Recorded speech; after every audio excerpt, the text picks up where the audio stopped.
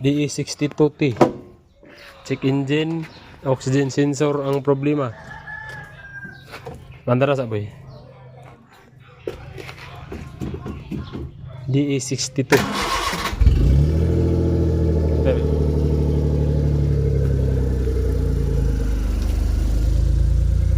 Check engine. Pag-scan, nigawas ang oxygen sensor. Fault 1, powertrain. Tablo ka sa boy.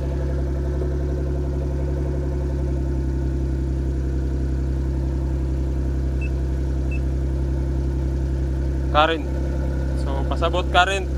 Karon siya, oxygen sensor. Oxygen sensor. Auto sensor malfunction, sensor 1.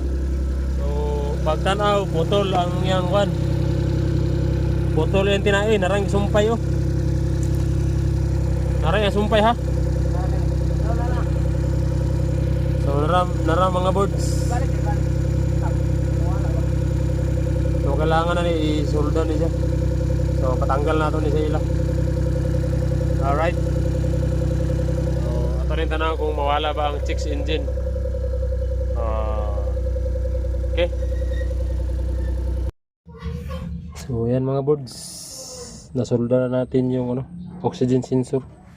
So, kailangan to na bilhan ng bago kaso kailangan pa orderin. So, solda muna. Tapos nilagyan ng tripolit. Ayan. Ito yung So, tingnan natin kung nawala na ba yung check engine. So, yan. Tapos start natin. Ayun, wala na. So, yun lang ang problema niya. Yung oxygen sensor na putol. Kaya nagkaroon ng check engine. So ngayon wala na. Yan, wala na check engine. Good sa yung andar niya.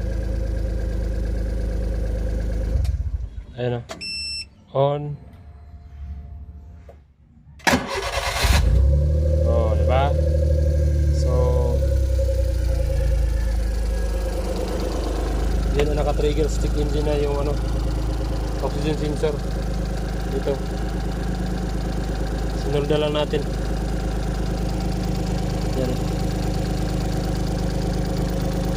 Yan. D62T pala ito mga birds. Yan, clean dashboard na. Parking brake lang yung namilitaw. So yun lang. Please share, like, and subscribe para mas marami pa tayong ma-share na mga video sa mga vlog natin. So maraming salamat.